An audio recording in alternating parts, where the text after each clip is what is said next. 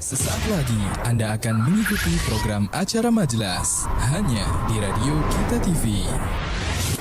Bismillahirrahmanirrahim. Assalamualaikum warahmatullahi wabarakatuh. Alhamdulillah wassalatu wassalamu ala Rasulillah wa ala alihi wa sahbihi ajma'in, amma ba'du.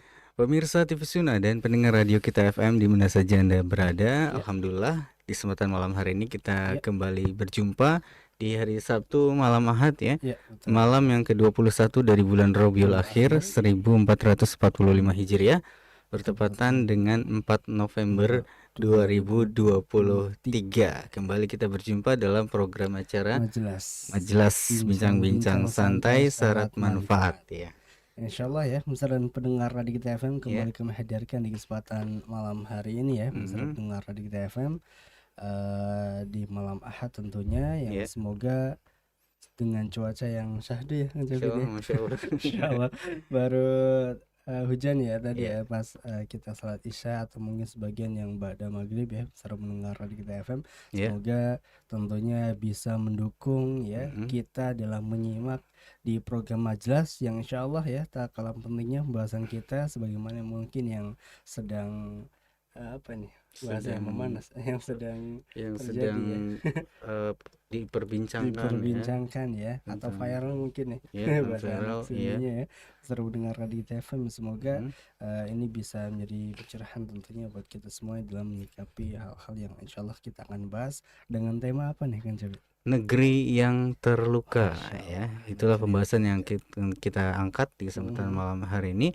Ini kaitannya dengan tragedi kemanusiaan yang terjadi di Palestina, menimpa saudara-saudara muslim kita di sana, di mana sampai dengan hari ini ya Zionis Yahudi terus memborbardir Gaza khususnya ya dengan perlengkapan senjata yang mungkin tidak fair sih menurut kami ya, dan korban terus berjatuhan ya kawan, ribuan bahkan yang mereka sasar adalah rumah sakit juga tidak luput dari sasaran ya, tenda-tenda pengungsian, bahkan ada sebelumnya kayak himbauan gitu ya dari Israel ya untuk pindah warga Gaza pindah ke selatan. Tetapi apa yang kemudian terjadi? Yang terjadi adalah justru mereka dibantai di dalam perjalanan ya. Ya. Pembahasan tentang negeri yang terluka ya, semoga menjadi pencerahan dan semangat buat kita untuk semakin menumbuhkan kepedulian kita terhadap saudara-saudara muslim kita di Palestina ya Kang. Dan ini insyaallah ya sangat penting sekali pemirsa pendengar Radio Kita FM materi yang akan disampaikan yang mana kaitannya dengan negeri yang terluka ya. Negeri yang terluka. Kita akan mungkin sedikit bahas kaitannya dengan kesedihan mereka ya. Dan semoga kita yang di sini yang mungkin umat manusia ya, umat muslim tentunya beserta pendengar Radio Kita FM bisa membantu baik itu dengan segala apa yang mungkin kita punya ya, kita harta, doa dan sebagainya. Namun sebelum itu kita akan sapa terlebih dahulu kan Syafiq. Iya, boleh. Pemateri kita kesempatan malam hari ini Ustadz Abdus Salam LC hafizahullah taala. Assalamualaikum Ustadz. Waalaikumsalam warahmatullahi wabarakatuh. Iya, gimana Ustadz kabarnya Ustadz? Alhamdulillah. Sehat ya? Alhamdulillah. Iya, jazakumullah khairan ya sudah hadir kembali menyempatkan waktunya untuk bisa berbagi ilmu dengan teman-teman pendengar semua. Jazakumullahu khairan, barakallahu fikum. Pekan sebelumnya juga Ustadz ya? Boleh ya? Pekan sebelumnya. Sebulan yang lalu kalau nggak salah. Ya, sekitar liburnya lumayan panjang ya. Masya Allah. Ya karena ada berbagai faktor sih ya. Kita juga nyari pemateri di malam Ahad itu agak susah ya. Alhamdulillah. Selain jadwal kajian juga family time ya katanya. Iya, family time ya, banyak juga teman-teman Ustadz ini Masya Allah punya kesibukan masing-masingnya. Iya. Ustadz Abdul juga senang sejarah. Jadi kita akan mencoba untuk menggali sejarah dulu nih ya untuk pertemuan malam hari ini sebagai muqaddimah Ustadz ya. Kalau negeri Palestina itu kan mungkin kita juga diingatkan atau justru identik ya dengan negeri Syam gitu ya, yang mungkin kita sering dengar juga tentang negeri Syam maksudnya. Mungkin gambaran umum syariat tentang negeri Syam itu seperti apa Ustaz, dan juga bagaimana tentu saja keutamaan ya dari penduduk negeri Syam ya, dan juga khususnya yang ada di Palestina ini Ustaz. Nah, insyaallah. Barakallahu fikum jami'an. Bismillahirrahmanirrahim. Alhamdulillahirabbil alamin. Wassalatu wassalamu ala asyrafil anbiya'i wal mursalin. Nabiyina Muhammadin wa ala alihi wa sahbihi ajma'in, amma ba'du. Para pemirsa dan juga pendengar sekalian yang semoga dimuliakan oleh Allah Subhanahu wa taala. Alhamdulillah, di kesempatan kali ini kembali kita bisa bersama-sama insyaallah belajar ya, tentang ya tentunya yang berkaitan dengan syariat Islam ini, yang berkaitan dengan apa yang telah ditetapkan oleh Allah Subhanahu wa taala, ya diperintahkan kepada Nabi Muhammad sallallahu alaihi wasallam ya. Dengan tadi diminta untuk membawakan tentang Palestina ini ya, secara khusus ya, atau negeri Syam ya secara umum. Jadi perlu kita apa istilahnya, disclaimer dulu kali ya, bahwa pembahasan ini ya bukan pembahasan konflik. Jadi kita jangan nggak usah ikut dalam apa namanya problematika pelik yang sebenarnya juga masih kontroversial. Makanya kita sebagai insyaallah ya kaum muslimin ya dalam hal ini menghindari apa yang bukan menjadi apa istilahnya fokus kita ya, ranah kita ya, sehingga atau ditakutkan nantinya kalau salah ngomong, salah menyebutkan atau sesuatu apapun yang tidak tepat ya, takutnya ini justru malah menjadi perbincangan yang sia-sia gitu. Jadi sekali lagi disclaimer, kita akan membahas tentang hal-hal yang memang sudah menjadi ketetapan Allah Subhanahu wa taala, yang sudah disampaikan oleh Allah dan Rasulnya ya, dari atau yang berkaitan ya dengan negeri Syam atau lebih khususnya Palestina, dan beberapa hal yang berkaitan dengan negara tersebut. Ya, jadi sekali lagi bukan masalah politiknya, bukan masalah konfliknya ya, karena itu ranah orang lain lah ya. Gitu ya. Pertama seperti itu, kemudian setelahnya maka ya tentang negeri Syam ini tentunya Allah Subhanahu wa taala banyak sekali menyebutkan ya di dalam Al-Qur'an, begitu juga Nabi Shallallahu alaihi wasallam ya, dan para sahabat ya, mereka semuanya ya, menyebutkan tentang keutamaan negeri Syam ya. Nah, kemudian sebelum kita lebih jauh ke negeri Syam, apa sih sebenarnya negeri Syam itu ya, yang juga sering disebutkan oleh Rasul Shallallahu alaihi wasallam. Kalau sekarangnya negeri Syam itu terdiri dari 4 negara bagian ya. Suriah ya, Palestina, kemudian Yordania ya, atau Urdun, kemudian Libanon ya.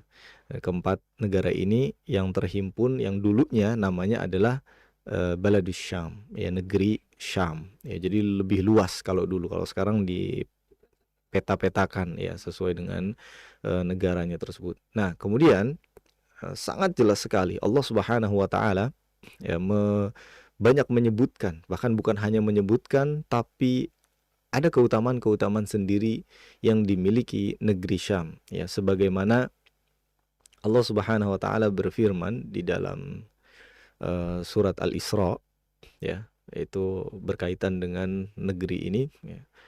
Allah Subhanahu wa taala berfirman, Subhanalladzi a'udzubillahi minasyaitonirrajim, Subhanalladzi asra bi'abdihi lailan minal masjidil harami ilal masjidil aqsal ladzi barakna haulahu linuriyahu min ayatina ila akhir al-ayat ya. Allah Subhanahu wa taala menyebutkan di sini ya sebagai negeri ya, atau di sana spesifik ya Masjidil Aqsa, yang mana Masjidil Aqsa itu ada di Palestina ya. Nah, ini berkaitan tentang Isra Mi'rajnya Rasul sallallahu alaihi wasallam, menjadi ya kalau kata orang terminalnya Rasul sallallahu alaihi wasallam di saat beliau Isra dan Mi'raj. Jadi perjalanan pertamanya itu dari Makkah, kemudian terminalnya istilahnya, transitnya itu ada di Baitul Maqdis, itu di Masjidil Aqsa tersebut, di Palestina ya, atau lebih luasnya tadi Syam. Dari situlah kemudian Rasul SAW berangkat menuju langit ketujuh ya. Dan negeri tersebut, Masjidil Aqsa ya secara khusus, dan negeri tersebut disebutkan oleh Allah Subhanahu wa taala adalah negeri yang punya keberkahan. Dan ini bukan manusia yang mengatakan, Allah Subhanahu wa taala. Maka kita sebagai seorang muslim yang mengimani Al-Qur'an ya, tentu mengimani semua rukun iman ya, diantaranya mengimani Allah dan Rasulnya, kemudian kitab-kitab Allah diantaranya Al-Qur'an juga, mestinya kita juga meyakini bahwa itu adalah negeri, tempat ya yang Allah sucikan dan Allah berikan keberkahan di dalamnya ya. Dan itu bukan hanya di satu ayat saja ya, itu baru satu yang kita sebutkan. Ada lagi misalnya ayat yang berbunyi wa awrathnal qaumal ladzina kanu yustad'afuna masyariqal ardi wa magharibaha allati barakna fiha, disebutkan juga di sana ya. Dan kami pusakakan, maksudnya adalah kami pusakakan, memuliakan ya, betul, kepada kaum yang telah ditindas tersebut, negeri-negeri bagian timur bumi ya, dan baratnya yang telah kami beri keberkahan di dalamnya. Kemudian ayat yang lain juga yang insya Allah kita semua hafal, surat At-Tin ya, wattini wazzaitun wa turi sinin ya. Dan itu ya, wa turi sinin itu kalau kita cari di Google itu ya, ada namanya Tur Sina ya kalau tidak salah, atau apa ya, ya kalau tidak salah namanya seperti itu, wa turi sinin. Ini juga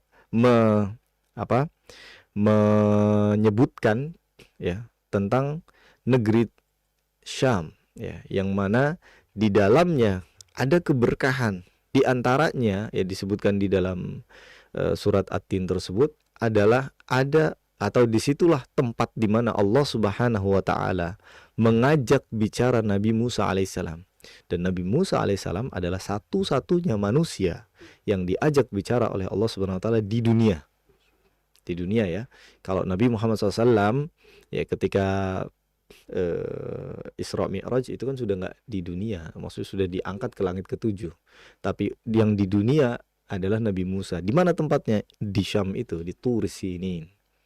Maka ya, para ulama menafsirkan ayat ini, jadi Tur Sinai ya, benar ya, Tur Sinai atau ya gunung ya. Para ulama menafsirkan kemudian ayat ini ada dua hal.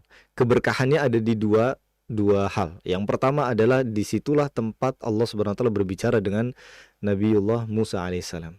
Yang kedua, Allah berkahi di dalamnya atau di tempat tersebut ya, buah-buahan, tanaman-tanaman ya, Allah berkahi dengan kekayaan kekayaan tanahnya lah ya, kekayaan ya, kesuburannya seperti itu. Maka ya, Allah Subhanahu wa taala sebutkan itu ya, tidak tanggung-tanggung. Ada beberapa ayat ya, ada, kalau kita mau sebutkan ini banyak ya, ada 1, 2, 3, 4, 5 bahkan ya, ayat yang menunjukkan tentang keberkahan dari negeri Syam ini.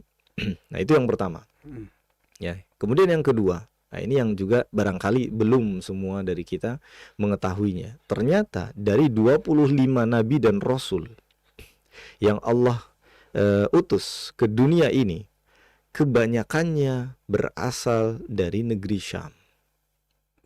Kebanyakannya berasal dari negeri Syam. Makanya negeri Syam ini disebut ya sebagai negerinya para nabi, karena mereka terlahir di sana ya. Di sini mau kita sebutkan nggak 25 nabi ini ya, di antaranya aja lah ya. Di sini ada tentunya Nabi Sulaiman ya, nabi atau sebelumnya Nabi Ibrahim ya, Ishak, Yakub ya kan. Kemudian Nabi Sulaiman tadi ya, Nabi Musa di Yordan itu juga Syam ya. Kemudian Nabi Ilyasa ya, itu juga di Syam ya, di Palestina. Nabi Zakaria, Nabi Yahya, Nabi Isa, itu semuanya dari negeri Syam ya.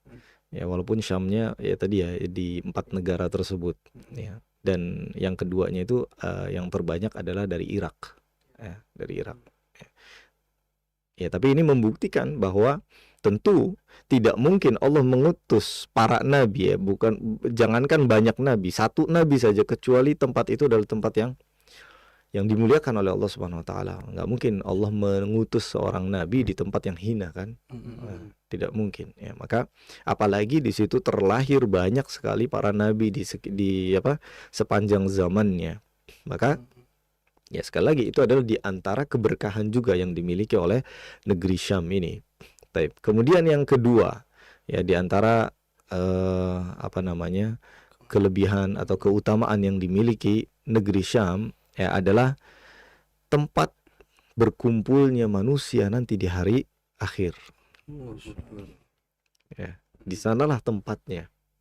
Atau sebelum itu, misalnya ya sebelum hari akhir yang benar-benar hancurnya bumi ini.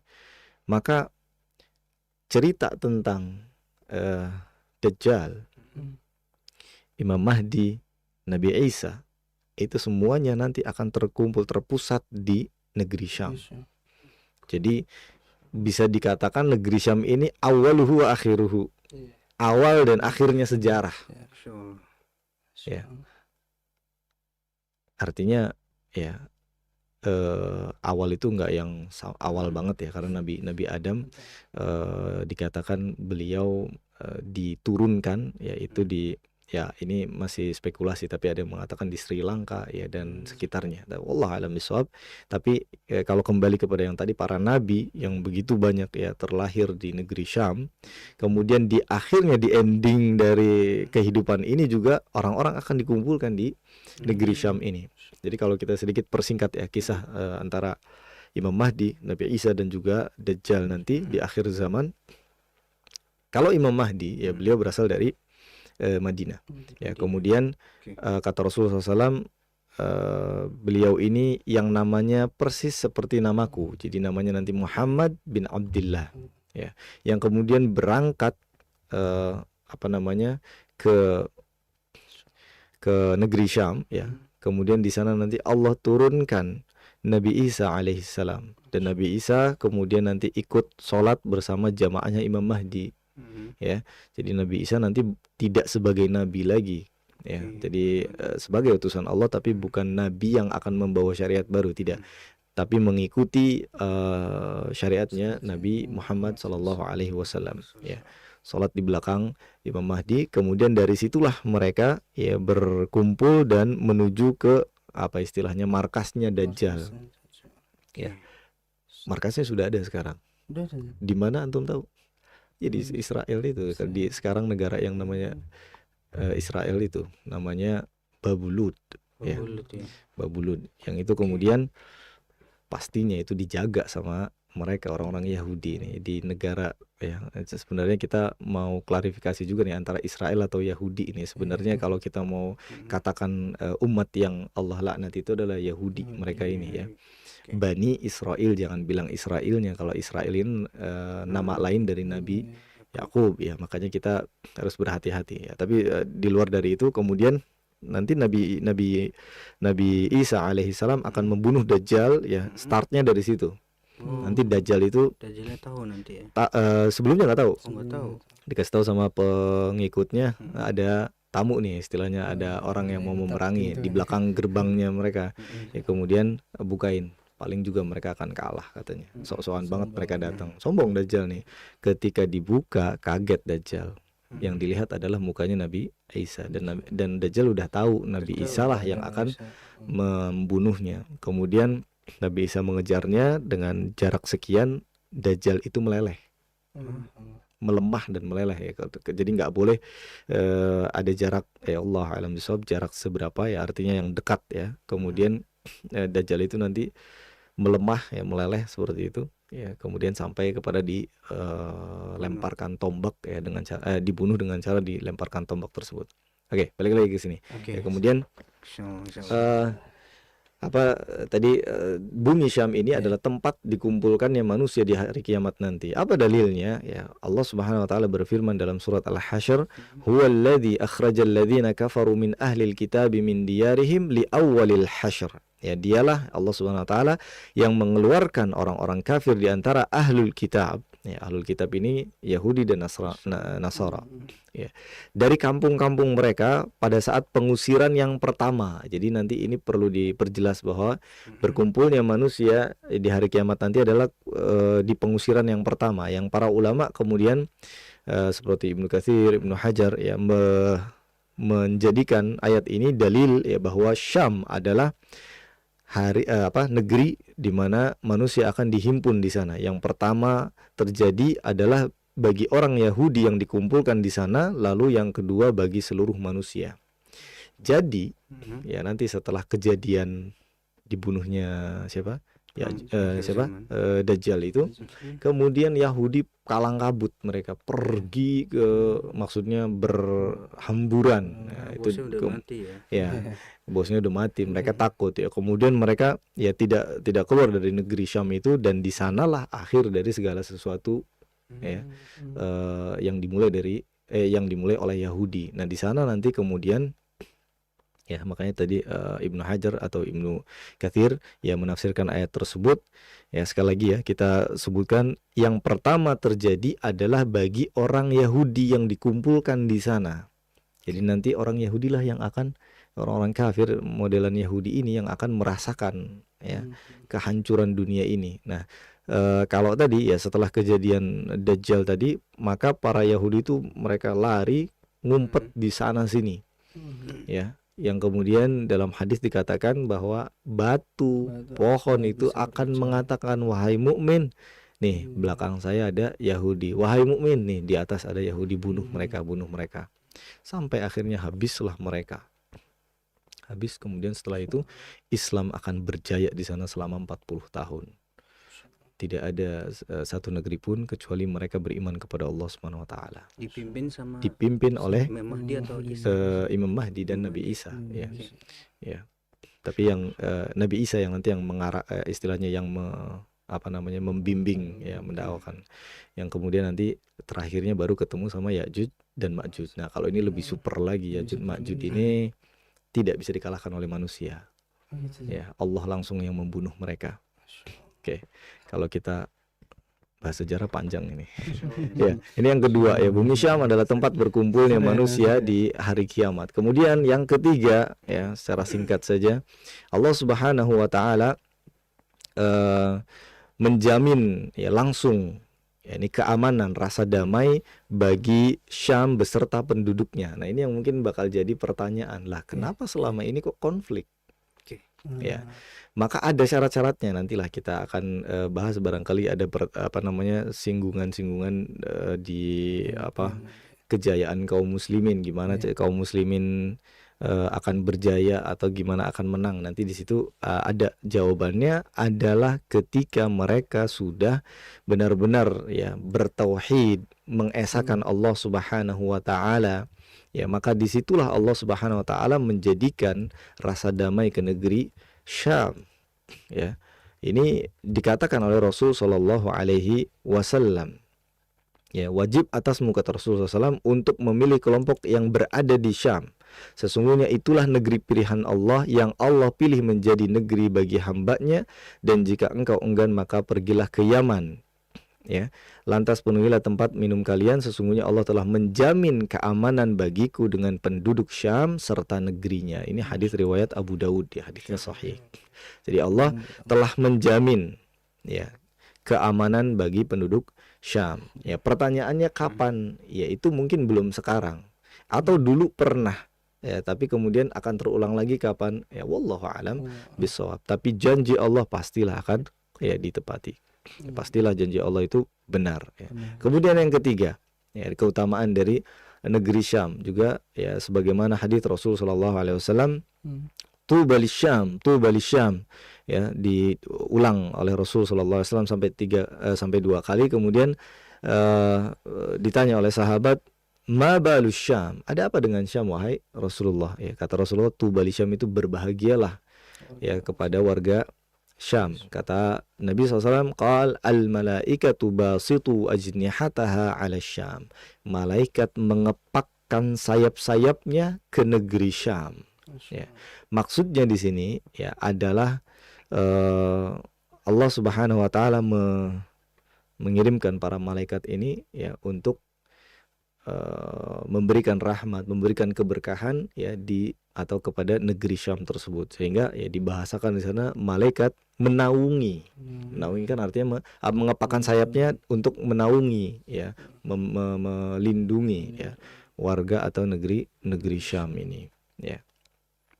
Kemudian yang kelima ya, yang kita sebutkan ya dari keutamaan negeri Syam adalah orang yang berpegang teguh dengan Al-Quran dan agama Islam nantinya berada di Syam. Jadi bisa dikatakan jantung keimanan kaum muslimin akhir zaman adalah negeri Syam.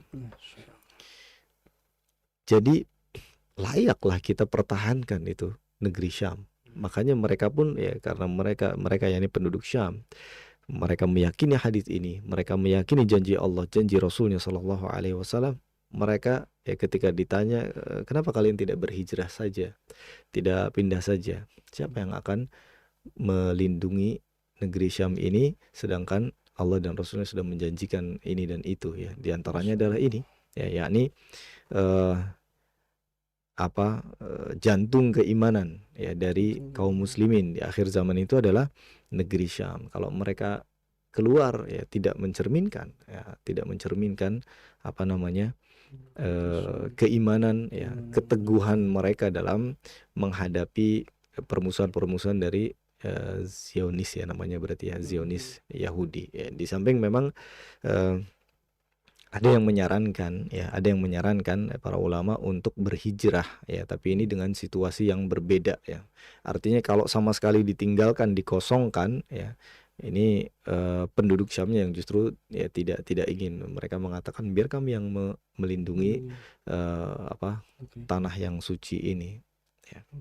Kurang lebih seperti itu, wallahu a'lam bishawab ya, dari keutamaan-keutamaan yang dimiliki negeri Syam, yang itu disebutkan langsung ya oleh Allah dan Rasulnya. Jadi bukan spekulasi ini ya, Allah dan Rasulnya yang menyebutkan di Al-Quran dan Sunnah. Allahu a'lam bishawab.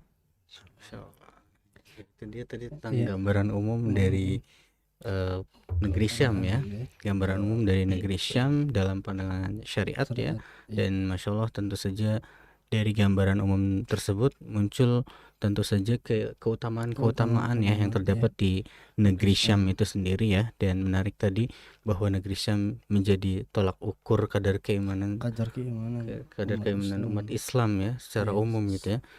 Iya, Masya Allah. Baik di awal maupun di akhir zaman ya. Iya, Masya Allah. Dan ini juga menunjukkan ya, mungkin pemirsa dan pendengar radio kita bahwa memang betul ya, mungkin bisa diumpamakan sebuah keimanan ya, ketika seorang akan memiliki sebuah keimanan yang baik, yang bagus, maka Allah juga akan uji dan beri cobaan kepada keimanan tersebut ya. Begitu juga mungkin negeri Syam ya, yang mana Allah muliakan, memiliki banyak keutamaan yang sehingga mungkin warga dan penduduk negeri Syam diuji oleh Allah SWT dengan sebagaimana ujian yang mungkin sangat berat atau yang sekarang ya. Dan bahkan ada juga ya quotes-quotes yang mungkin teman-teman orang Indonesia nih menyampaikan, inilah bedanya kenikmatan yang Allah berikan kepada penduduk Syam dan Indonesia. Penduduk Indonesia mungkin diberi kenikmatan harta dan lain sebagainya, atau keamanan ya, tapi warga Syam diberikan keimanan yang sangat luar biasa. Masya Allah ya. Luar biasa ya. Itu dia tentang keutamaan dari negeri Syam itu sendiri. Banyak juga ternyata ya keutamaan dari negeri Syam itu sendiri. Dan tentu ini menjadi pembelajaran ya buat kita semua tentang apa yang harus kita imani, apa-apa yang datang dari Al-Quran dan Sunnah tentunya berdasarkan sabda-sabda Rasulullah Shallallahu Alaihi Wasallam. Iya, betul sekali, Masya Allah.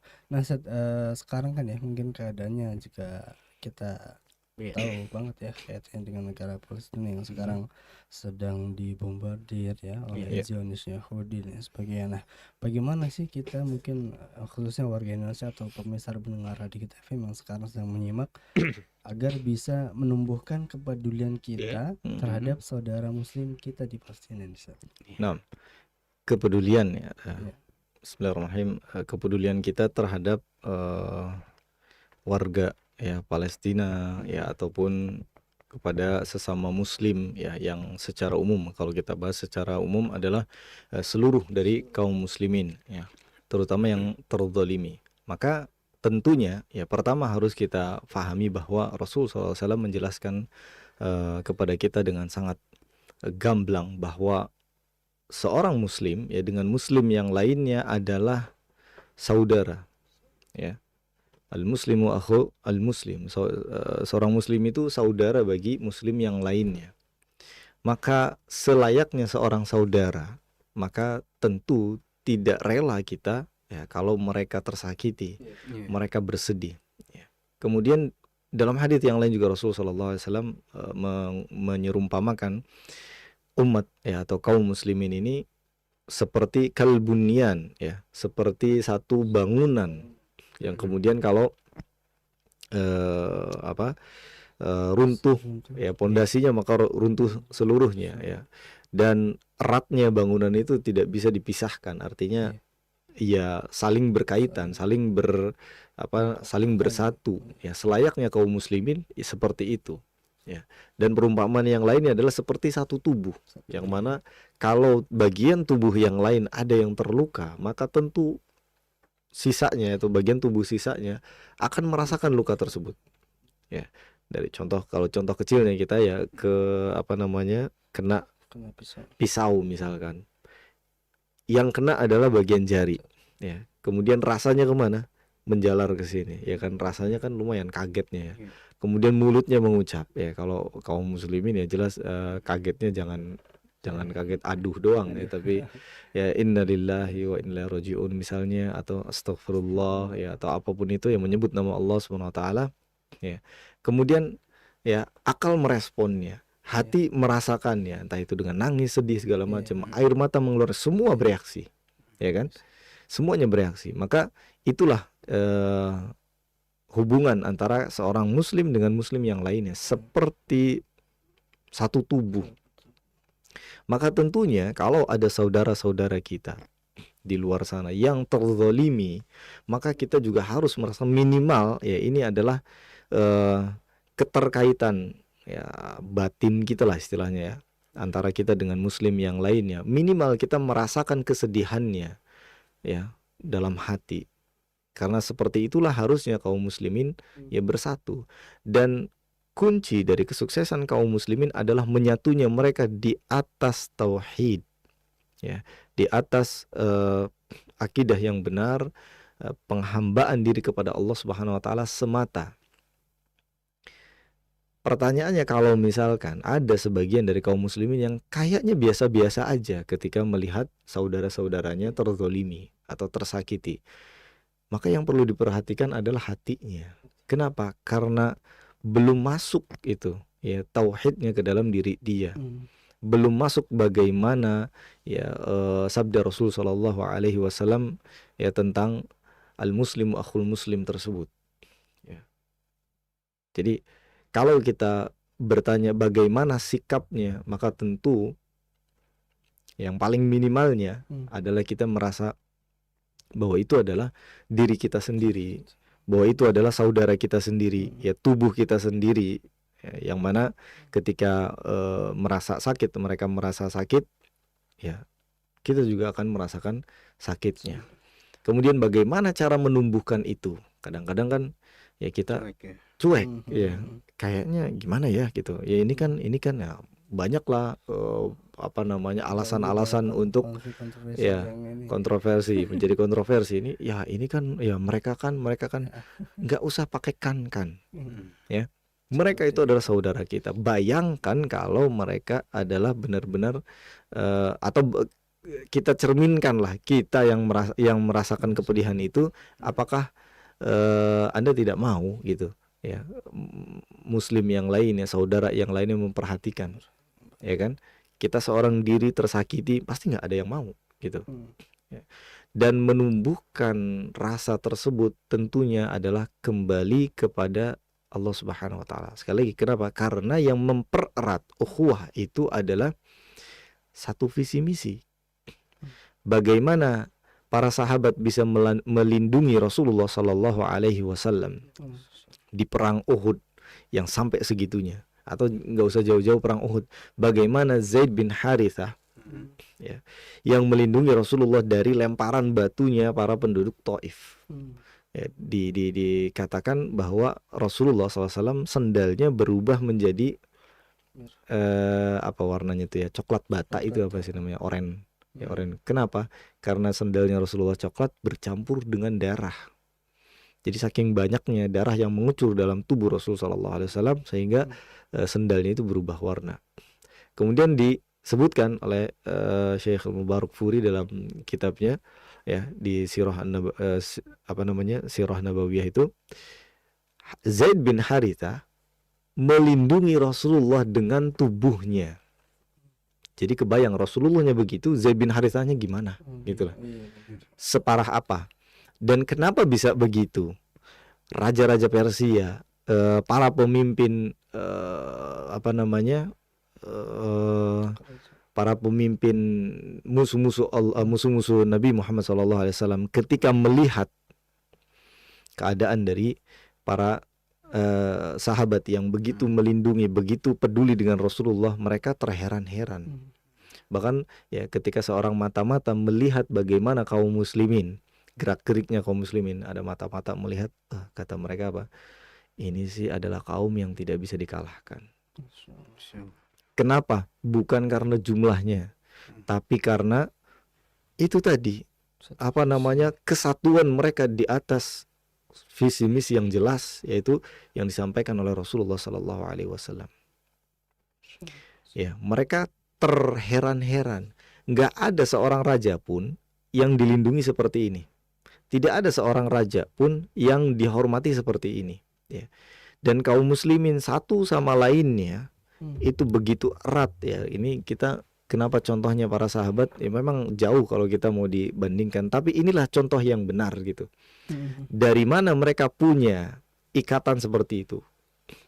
Abdurrahman bin Auf ya, seorang sahabat Nabi yang ikut hijrah dari Mekah ke Madinah, ditawarkan rumah, bahkan ditawarkan untuk dinikahkan dengan istrinya, sahabat Ansor. Nanti saya akan ceraikan, kemudian silahkan pilih ya yang mana yang engkau mau. Kenapa?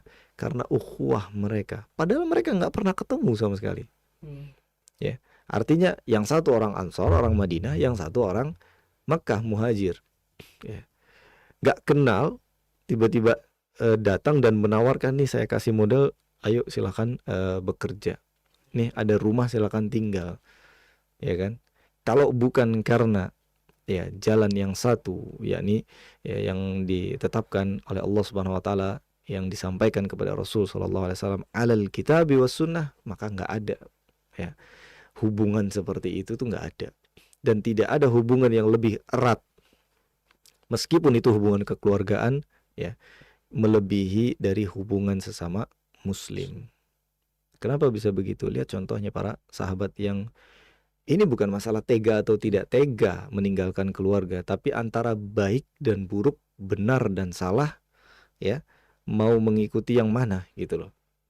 Ya, maka di atas agama ini ya, hubungan tersebut adalah hubungan yang paling kuat. Sehingga ya kalau kita kembalikan ke pertanyaan tadi, bagaimana cara memunculkannya, maka kita perlu belajar ya bagaimana menumbuhkan hal tersebut dengan apa? Dengan mencari atau dengan menimba ya ilmu ya, kemudian mempersatukan persepsi kita, akidah kita, manhaj kita sebagaimana Rasulullah dan para sahabat melakukannya.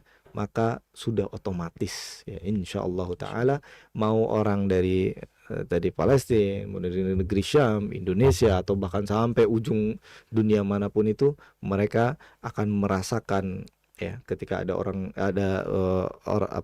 kaum muslimin yang dizalimi, mereka akan merasakan ya kesedihan yang sama.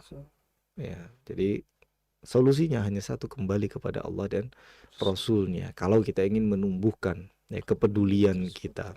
Jadi kalau cuman sekedar popularitas, biar dilihat, oh ini peduli sama Palestina ya. Hanya sekedar ini ya, jangan sampai di-cut nih ya. Hanya sekedar pakai syal ini terus dikatakan syal Palestina gitu. Kemudian dikatakan wah peduli. Enggak, bukan itu. Perkumpulan kita ini bukan perkumpulan di atas perkataan manusia mereka peduli, enggak peduli. Bahkan kita tanpa mengekspos bahwa kita peduli dengan mereka, tapi aksi kita benar-benar ya peduli dengan mereka, itu justru lebih baik. Kirimkan apa yang bisa kita kirimkan dari harta ya, dari doa kalau bisa, dan yang lain ya. Kurang lebih seperti itu ya. Wallahu a'lam bishawab. Masya Allah. Merasakan bagian tubuh yang sakit ya ketika ada anggota tubuh yang mengalami luka gitu ya, menjadi salah satu poin penting ya untuk bagaimana kita bisa menumbuhkan kepedulian kita terhadap saudara-saudara muslim yang sedang terluka ya, khususnya di negeri yang terluka ya, di negeri Palestina sana ya. Tentunya mungkin ada juga hikmah ya di balik ini semua, bahwa kita menjadi bersemangat untuk bersatu saja. Betul. Ini ada indikasi persatuan umat juga ya, dengan adanya konflik di negeri Syam sana ya, menumbuhkan semangat persatuan umat Islam. Dan tentu saja ini yang kita tunggu-tunggu, kita nanti-nantikan ya. Dan persatuan yang hakiki sejatinya adalah ketika kita bersama-sama menuntut ilmu ya, menyamakan persepsi kita ya, untuk bersama-sama kita mentauhidkan Allah gitu ya, dan menjauhi kesyirikan gitu ya. Barangkali dengan itu kita bisa menumbuhkan persatuan umat Islam ya. Tetapi juga kita melihat ya, di selain kita bersedih itu ya, kita mungkin hanya bisa menangis dari jauh, kita mendoakan. Ada yang spesial tentu saja dari penduduk Syam kalau kita menghubungkan dengan poin pertama tadi ya, tentang berbagai keutamaan yang ada di negeri Syam ya. Kita melihat dengan konflik yang Allah uji di sana, kita melihat mereka adalah orang-orang yang terpilih sih. Terpilih, betul. Insyaallah. Orang terpilih, negara yang terpilih, dan orang penduduk yang terpilih ya. Masya Allah. Dari sebuah kesatuan juga tadi ya, yang telah disampaikan oleh Ustadz ya, ini juga sebagaimana kesatuannya para sahabat ya yang melindungi Rasulullah SAW.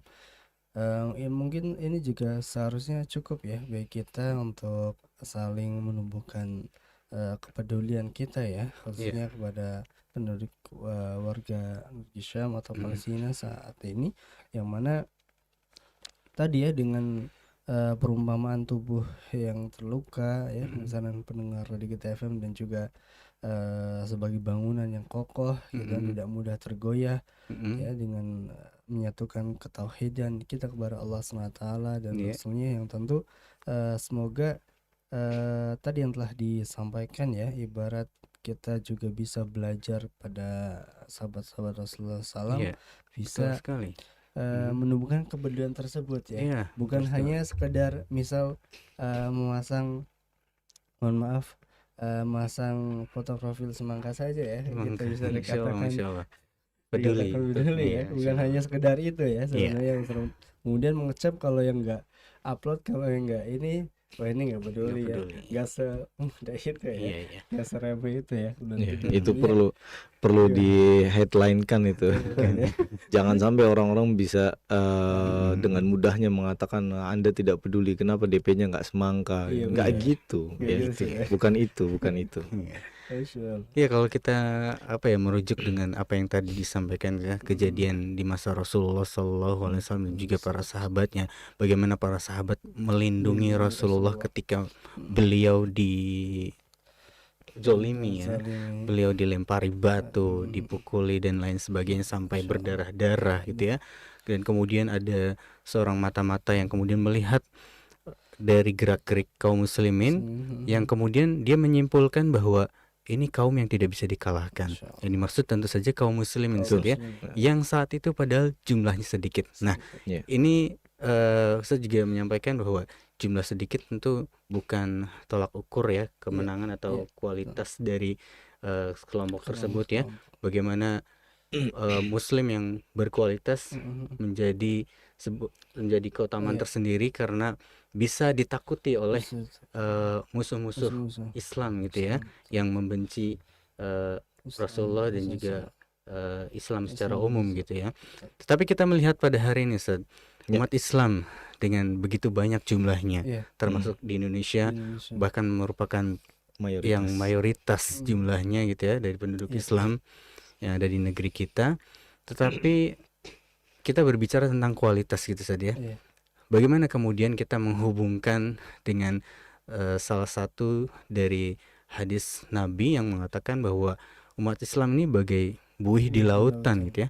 Bagaimana penjelasan dari atau makna bahwa umat Islam ini seperti buih di lautan, mereka jumlahnya banyak tetapi mereka tidak bisa berbuat apa-apa gitu ya. Bahkan dikatakan seperti menjadi bahan rebutan dari kaum-kaum yang lain ya. Iya. Jadi ibaratnya kaum muslim itu ada di tengah-tengah, kemudian dicabik-cabik Disantap. gitu ya, menjadi santapan gitu ya bagi kaum-kaum yang lain. Ustaz, bagaimana penjelasannya tentang hal ini, Ustaz?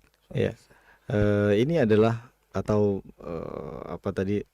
pernyataan bahwa kaum muslimin ya bak buih di lautan ya, seperti buih di lautan, ini adalah hadis Rasulullah SAW yang ternyata Masya Allah, ini kayaknya benar-benar kalau misalnya kita meresapi hadis-hadis Nabi SAW adalah informasi yang disampaikan itu semuanya akurat. Ya, diantaranya dah hadis ini. Ya, kalau kita baca secara lengkap hadis ini ya, kata Rasulullah SAW akan datang suatu masa ya di mana musuh-musuh, tadi kata Syafid ya, musuh-musuh itu berlomba-lomba untuk memerangi kalian. Sekarang ya dari satu potongan ini saja kalau kita pikirkan zaman sekarang, apakah iya atau tidak, terjadi atau tidak? Terjadi. Sangat terjadi ya. Bahwa kaum muslimin sekarang menjadi santapan ya bagi musuh-musuh Allah, bagi orang-orang kufar di luar sana. Dan itu nyata ya, terjadi sebagaimana berebutnya orang-orang yang sedang menyantap makanan di atas nampan. Jadi seolah-olah kaum muslimin ini seperti santapan yang di tengah tadi, yang direbutin sama ya musuh-musuhnya, tinggal dilahap saja. Kemudian salah seorang sahabat bertanya, "Wahai Rasulullah, apakah karena saat itu jumlah kita sedikit?" Kata Rasulullah SAW, justru saat itu kalian banyak jumlahnya. Namun kalian bagaikan buih di lautan. Allah membuang rasa takut mereka kepada kalian. Jadi kata Rasulullah SAW, jumlah kita ini banyak. Ini Rasulullah bukan sedang berbicara di masa beliau, bukan. Tapi nanti ya akan datang masanya ketika kita direbutkan ya untuk disantap oleh mereka. Padahal jumlah kita banyak ya. Dan kenapa bisa seperti itu? Karena mereka Allah buang rasa takut mereka kepada kaum muslimin. Berbeda dengan zamannya Rasul SAW. Di zaman Rasul tadi yang kisah tadi sedikit jumlahnya, tapi mereka sebelum berperang saja udah sudah ini duluan, ketar-ketir duluan. Waduh, pasukan model kayak gini susah dikalahkan. Ya. Jadi apa kata Rasulullah SAW? Kemudian Allah membuang rasa takut mereka kepada kalian dan akan memasukkan wahan di dalam hati kalian. Kata Rasulullah SAW ya. Jadi pertama, karena Allah membuang rasa takut mereka, jadi orang-orang kufar ini sudah nggak takut lagi sama kaum muslimin. Berbeda dengan zaman Rasulullah SAW yang jumlahnya sedikit tapi ditakuti oleh mereka. Ya. Kalau zaman yang dijanjikan oleh Rasulullah SAW ini adalah yang orangnya banyak tapi musuh-musuh itu nggak takut. Sebaliknya. Kenapa? Karena Allah memasukkan ya dalam hati dari kaum muslimin ini al-wahan. Kemudian kata sahabat tersebut, apa itu wahan ya wahai Rasulullah? Al-wahan itu adalah hubbud dunya wa karahiyatul maut. Bedanya kita yang banyak dibandingkan zaman Rasulullah yang sedikit, tapi berbeda pandangan musuh kepada kaum muslimin adalah hubbud dunya wa karahiyatul maut. Ya. Cinta dunia namun takut akan kematian. Ya, karena kita terlalu terlena. Kaum muslimin ya, yang banyak jumlahnya seperti buih di lautan itu terlalu terlena dengan hiruk pikuk kenikmatan dunia sehingga mereka takut kalau dihadapkan dengan kematian. Ya. Kalau orang muslim yang benar-benar mengimani ya Allah dan Rasul-Nya, maka mereka bukan takut dengan kematian. Tidak pernah memikirkan bagaimana dan bagaimana, tapi akan memikirkan apa yang sudah disiapkan untuk menghadapi kematian itu. Karena kematian itu akan datang kapanpun tanpa melihat waktu dan siapanya, ya kan? Nah, jadi intinya ada di situ. Ternyata kata Rasul SAW, kenapa kita seperti itu, disantap habis-habisan sama mereka? Karena kita tidak kembali kepada Allah Subhanahu wa Ta'ala. Karena kejayaan kaum muslimin itu bukan pada jumlahnya. Kalau dihitung dari jumlahnya, maka pasukan Rasulullah pasti kalah terus. Kalau dihitung dari alat persenjataannya, pasti perang Badar jauh kalah kaum muslimin itu. Ya, tapi kualitasnya di sana sehingga satu orang mampu membunuh 100 orang dalam satu peperangan. Siapa itu? Al-Barra bin Malik. Apalagi kalau bukan keimanan. Bahkan Al-Barra bin Malik itu adalah pencari, apa istilahnya, pencari kematian, artinya kematian syahid. Ya. Umar bin Khattab pernah bilang ya kepada para pasukan ini ya tentang Al-Barra bin Malik, jangan jadikan dia qaid kalian, apa namanya, jenderal kalian. Kenapa? Karena dia kalau sudah maju nggak tahu arah, tebas sana sini, sehingga dikatakan satu peperangan atau bahkan dalam satu duel ya dia mampu menghabiskan 100 orang. Orangnya kecil, bukan orang yang besar kayak Umar bin Khattab. Apa yang menjadi dia bisa sekuat itu? Iman, tauhidnya, ya, keyakinannya kepada Allah Subhanahu wa Ta'ala. Ya, maka balik lagi solusi ya yang sama ketika kita ingin benar-benar bersatu meraih kejayaan kaum muslimin ya, yang tentunya ini juga dijanjikan oleh Allah Subhanahu wa Ta'ala adalah ketika ketika kaum muslimin sudah benar-benar bersatu di atas ya akidah yang benar, di atas apa namanya, jalan yang telah digariskan oleh Rasul Shallallahu Alaihi Wasallam, dan membuang penyakit wahan ini ya, cinta dunia dan karahiyatul maut ya, apa tadi, takut akan kematian. Jadi ya seperti itu ya, penjelasannya. Maka tentunya kalau solusi sama ya, yaitu dengan benar-benar memperbaiki kualitas ya keyakinan kita kepada Allah Subhanahu wa Ta'ala, kembali kepada ketakwaan kepada Allah Subhanahu wa Ta'ala, ya, mengindahkan apa yang diperintahkan oleh Allah, menjauhi apa yang telah dilarang oleh Allah Subhanahu wa Ta'ala, maka ya kita akan kembali bersatu. Meskipun memang ini sudah disebutkan oleh Rasulullah SAW ya, artinya keadaan ini, tapi ya dalam hadis yang lain ya Rasulullah SAW menyebutkan memang kita akan ya kembali berjaya. Ya, kapan waktunya? Waktunya adalah ketika manusia sudah, atau kaum muslimin sudah benar-benar bersatu di atas tauhid. Jadi tinggal kita lihat aja sekarang ini kita dalam keadaan yang mana? Sudah berjayakah atau belum? Kalau belum, mari kita bebenah diri ya. Karena janji Allah tidak akan kaum muslimin menang, tidak akan kaum muslimin berjaya kecuali dengan satu solusi itu. Gak usah membangkang. Artinya gini, ya bisa kita begini-begini. Coba tanyain satu-satu orang yang sudah kumpul ya, kemudian mengatakan kami begini, kami begini. Tanyain satu-satu motivasinya apa, pasti beda-beda. Tapi kalau sudah satu jalannya, maka mau dari ujung ya dengan jumlah berapa ratus ribu atau berapa juta juga akan sama ya. Ketika diserang oleh musuh, nggak ada yang takut. Kenapa? Karena satu tujuannya, ya kan, kepada Allah Subhanahu wa Ta'ala. Sehingga kalau mati pun ya justru itulah yang menjadi puncak ya kenikmatan ya kematian seseorang adalah syahid di jalan Allah Subhanahu wa Ta'ala.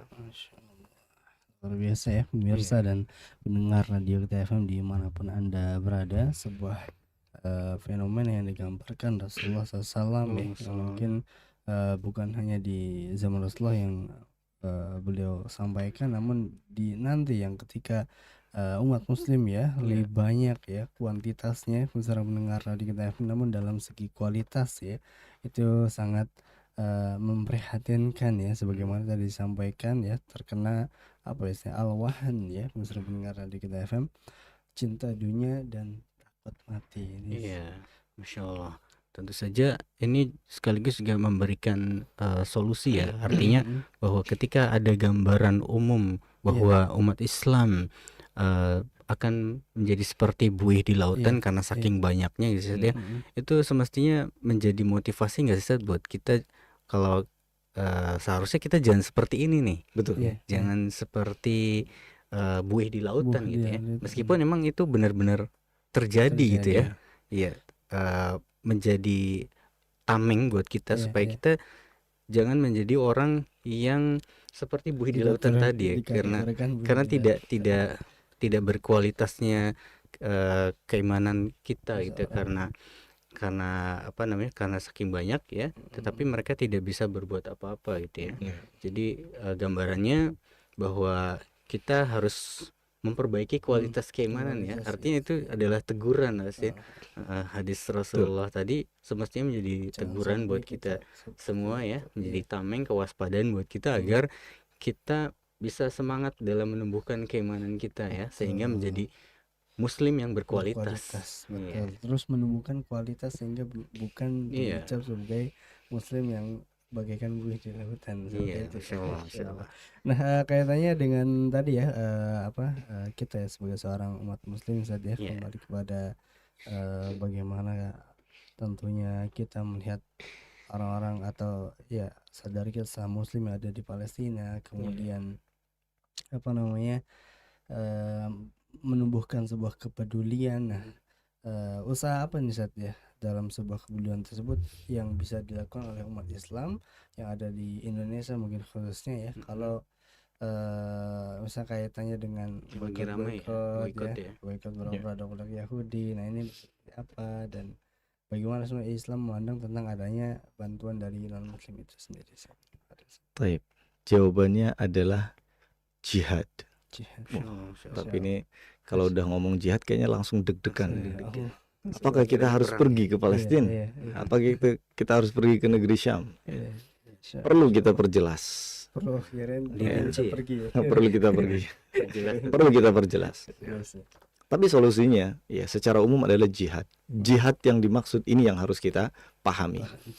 Bukan berarti jihad yang dimaksud adalah ayo kita rame-rame pergi ke sana, bukan. Tapi ya, Imam Ibnu Qayyim rahimahullah menjelaskan bahwa jihad itu banyak sekali tingkatannya. Kalau mau diperinci satu tingkatan, istilahnya satu level dari jihad itu saja ada 13 turunannya. Ya, dan disederhanakan ya dari 4 ya, dari sekian banyak level jihad itu menjadi 4 atau 5. Kata Imam Ibnu Qayyim ya, jihad melawan hawa nafsu, jihad melawan setan ya, jihad melawan kemungkaran atau kezaliman, kemudian jihad melawan orang-orang kufar dan munafikin. Nah, yang menjadi masalah adalah jihad kita ini yang seperti apa? Kita lihat ya, jihad itu maknanya bukan berarti mengusung pedang kemudian perang, bukan mengangkat senjata kemudian tembak. Enggak semudah itu. Fikih jihad adalah ya fikih yang paling ujung di bab di kitab-kitab fikih. Kenapa? Karena konsekuensinya, persyaratannya, rukun-rukunnya, segala macam yang berkaitan dengan jihad itu berat. Satu yang paling harus menentukan bahwa seseorang itu benar-benar berjihad dalam tanda kutip mengangkat senjata seperti di zaman Rasulullah SAW adalah iman dan takwa yang sudah sempurna disertai dengan keilmuan. Pertanyaannya, kita sudah begitu belum? Kalau mau ribut-ribut berangkat aja ke Palestina. Maka ya ini kalau kita bahas ada panjang 13 bahkan lebih ya dari satu penjelasan jihad ya. Tapi yang bisa kita lakukan adalah kita benar-benar berusaha ya. Dalam hal apa? Dalam membantu mereka, kepedulian kita terhadap mereka yaitu kita tumbuhkan. Jihadnya kita dengan apa kemudian? Bisa dengan doa, bisa dengan harta, ya, atau apapun materi yang bisa kita sampaikan kepada mereka, maka ini bisa menjadi ladang jihad juga, ya. Jadi bukan hanya pergi ke sana, ya. Termasuk ya jihad-jihad yang lain juga, ya, diantaranya jihad yang tadi kita sebutkan, melawan hawa nafsu, melawan setan. Untuk diri kita sendiri kita wajib berjihad dulu, karena jihad yang dimaksud ini adalah berusaha semaksimal mungkin untuk melawan apa-apa yang ya dihadapi tersebut, ya, diantara yang tadi disebutkan. Jadi kalau misalkan apa yang bisa kita kirimkan, apa yang bisa kita kerahkan, maka jawabannya bukan ya koar-koar di sosial media saja, ya. Kalau tadi disinggung boykot, ya, kalau boykot cuman sekedar perkataan saja barangkali itu tidak berpengaruh, tapi ya kita kepada kepedulian kepada kaum muslimin dan apa istilahnya ya, berlepas dirinya kita dari orang-orang kufar, maka ya lebih baik ya kalau memang itu ada dampaknya untuk mereka bisa kita lakukan, iya mangga gitu. Dan terbukti juga ternyata ya, kemarin Anda lihat itu sebuah postingan, memang terbukti ketika kita memboikot produk-produk kufar ini yang artinya yang memusuhi kaum muslimin secara nyata, maka turun drastis secara income-nya, ya. Kalau memang cara itu yang bisa menyadarkan mereka, maka kenapa tidak, gitu, ya. Tapi jangan lupa, bukan itunya yang harus kita tekankan. Bukan hanya masalah biar mereka jadi miskin saja. Mental mereka tidak akan miskin kalau hanya sekedar harta saja yang kita pedulikan.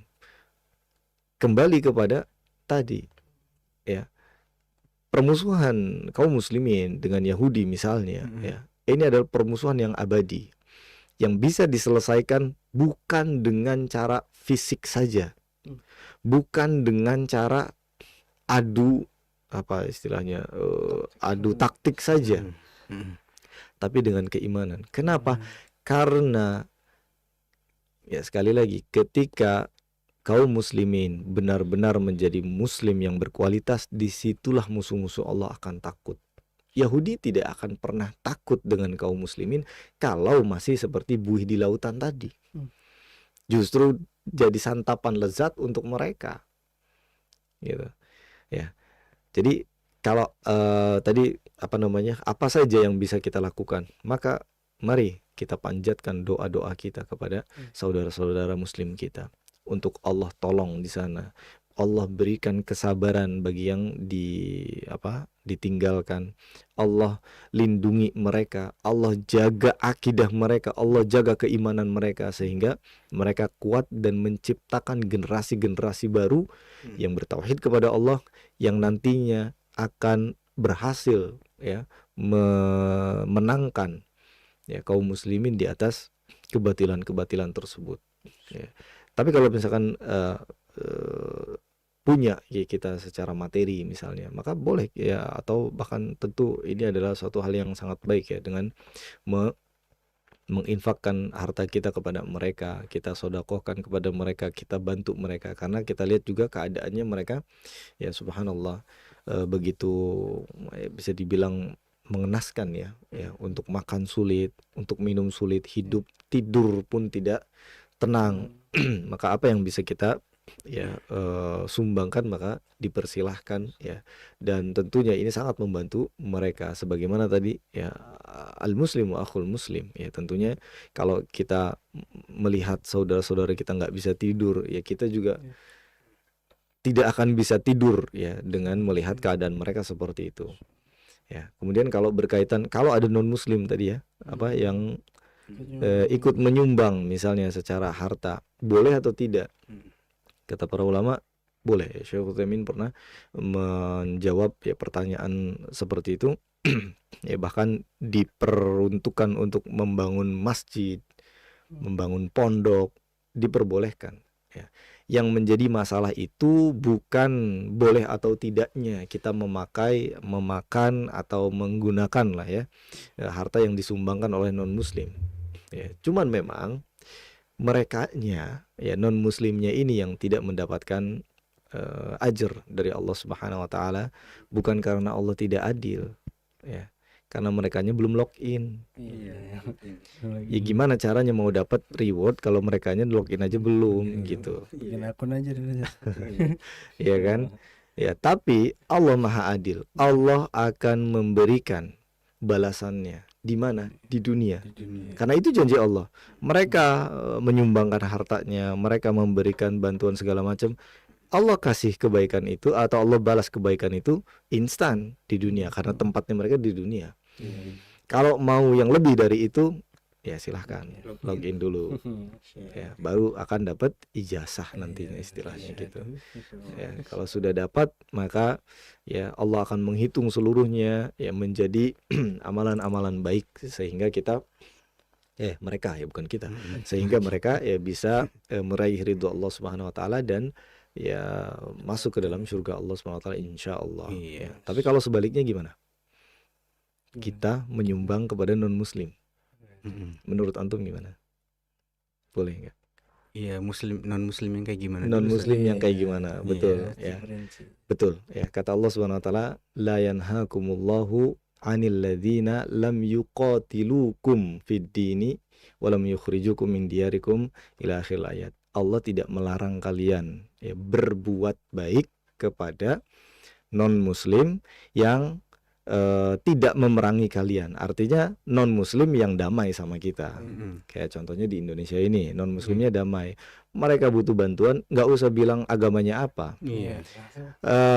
Islam itu tidak rasis, tidak. Membantu mereka dalam kesulitan itu hak mereka juga sebagai manusia, ya kan? Ya, dibantu boleh. Ya, kita dapat pahala, kita dapat pahala. Justru itu siapa tahu menjadi jalan hidayah untuk mereka. Waduh baik banget Masya Allah. Belum bilang Masya Allah kalau mereka ya baik banget nih. Kayaknya akhirnya kemudian mereka belajar masuk Islam alhamdulillah. Ya. Jadi seperti itu ya kurang lebih insya Allah. Dari akhlak saja mudah-mudahan bisa menjadi kita bisa berdakwah dengan akhlak itu. Ya, insya Allah mudah-mudahan mereka bisa menjadi tertarik ya. Dan sebaliknya tadi ketika mereka memberikan sumbangan gitu, bantuan kepada saudara-saudara muslim kita yang sedang terluka gitu ya, itu boleh diterima. Boleh diterima.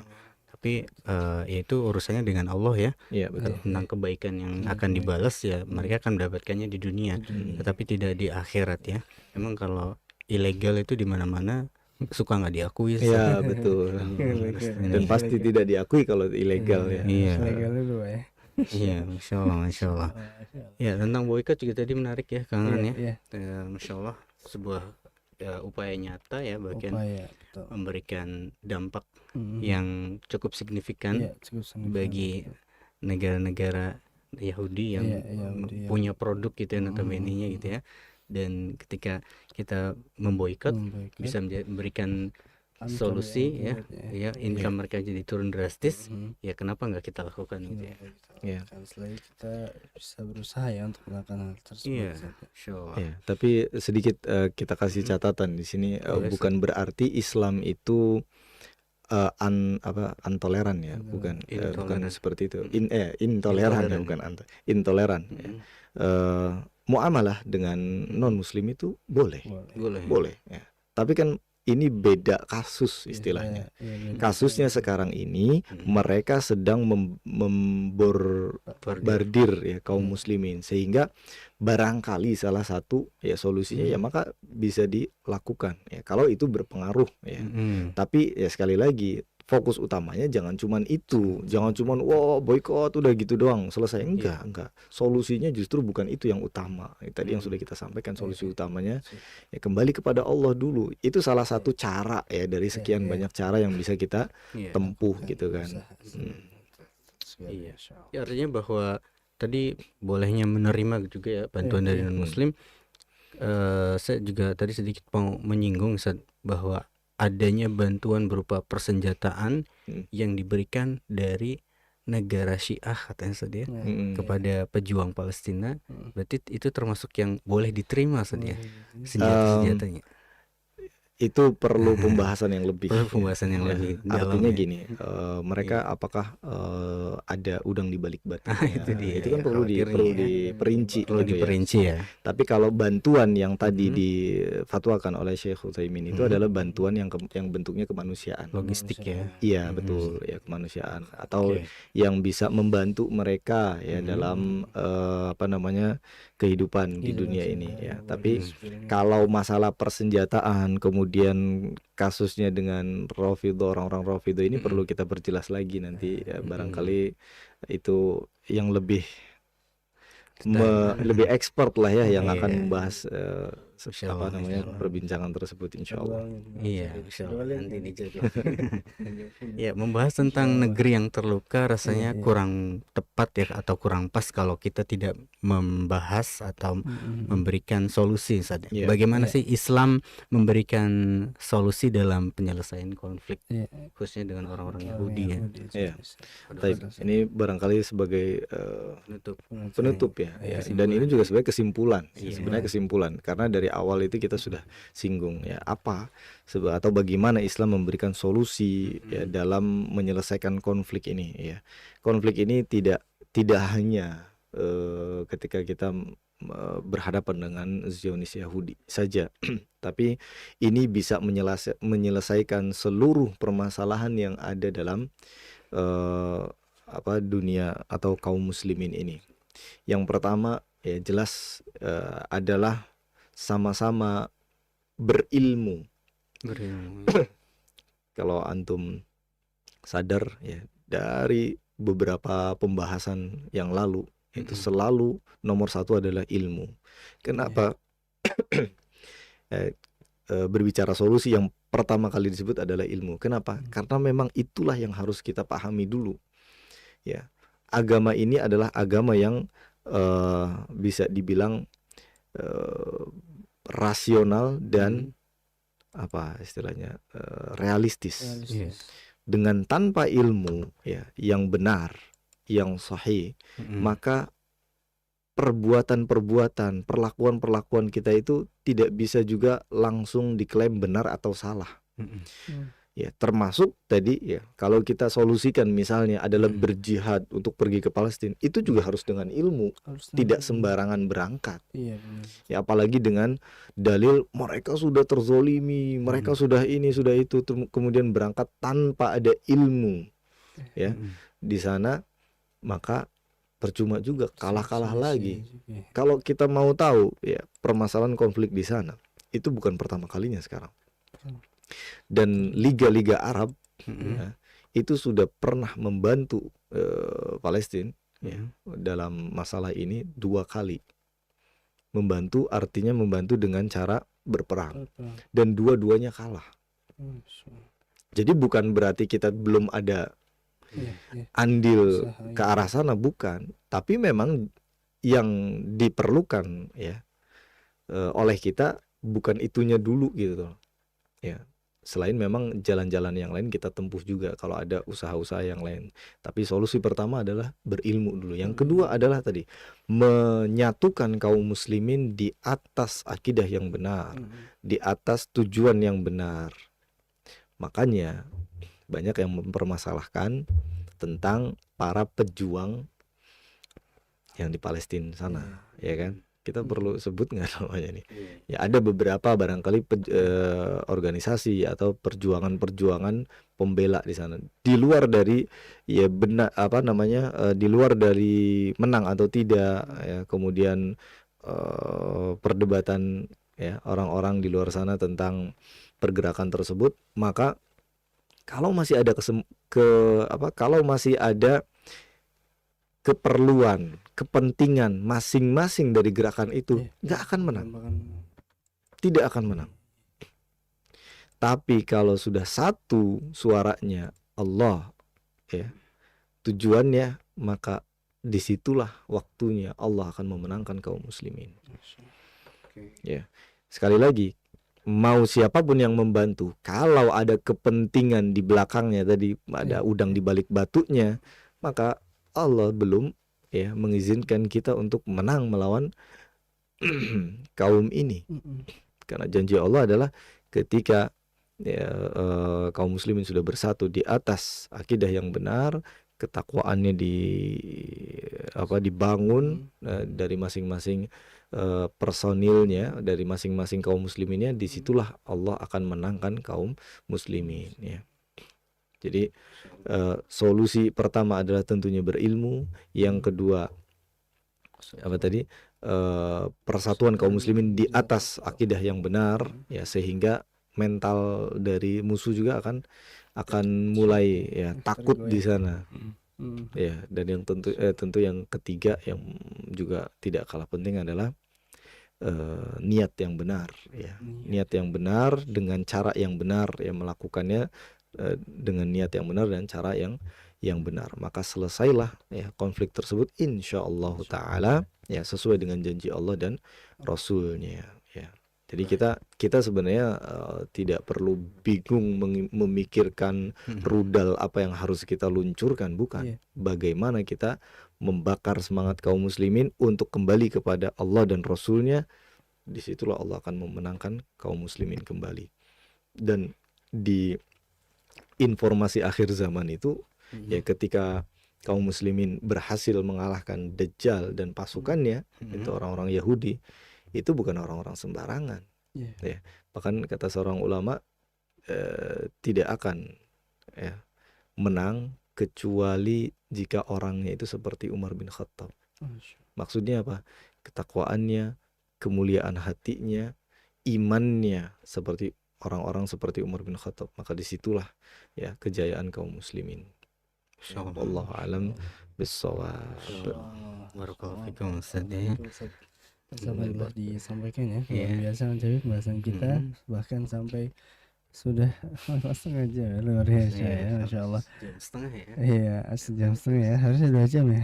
2 jam. Ini sudah persingkat ya. Itu baru udah kita ini ya. Iya, press ya, Masya Allah. Tapi luar biasa emang kalau bahasannya kayak dengan saudara-saudari kita ya, khususnya mungkin di Palestina, beserta pendengar radio kita FM, dan semoga tadi yang telah disampaikan kaitannya dengan solusi atau kesimpulan ya, beserta pendengar radio kita FM bisa membangkitkan dari kita lagi, memperbaiki tadi kualitas ya, sehingga kita bukan seorang muslim yang buih di lautan ya, beserta pendengar radio kita FM. Kemudian tentunya kita terus ya, apa yang kita bisa lakukan untuk membantu saudara-saudara kita, maka lakukan ya, entah itu dengan memboikot produk atau berdoa kepada Allah SWT, itu cukup penting ya, atau bahkan dengan harta dan lain sebagainya. Jangan lupakan juga kekuatan doa ya. Betul. Kekuatan doa untuk kita bisa mendoakan saudara-saudara muslim kita di Palestina ya. Betul. Semoga Allah menangkan kaum muslimin di sana dan memberikan kekalahan buat musuh-musuh Islam yang tentu terus memberikan tekanan ya, dengan membantai, dengan memborbardir saudara-saudara kita di sana ya. Dan semoga Allah berikan kejayaan tentu saja untuk umat Islam dimanapun berada ya. Iya, negeri yang terluka, itulah pembahasan kita di kesempatan malam hari ini. Dan alhamdulillah panjang lebar sudah kita bahas ya bersama dengan Ustaz Abdul Salam. Terima kasih Ustaz, jazakumullah khairan atas ilmu yang telah dipaparkan, dan nampaknya waktu juga ya yang membatasi perjumpaan kita. Kami juga ucapkan terima kasih jazakumullahu khairan buat teman-teman pemirsa dan pendengar radio kita FM atas kebersamaan Anda. Pada akhirnya saya Hafid dan juga Ustaz Abdul Salam mohon pamit undur diri dari hadapan Anda. Mari kita tutup perjumpaan kita dengan doa kafaratul majlis. Subhanakallahumma bihamdika asyhadu an la ilaha illa anta astaghfiruka wa atubu ilaik. Wassalamualaikum warahmatullahi wabarakatuh.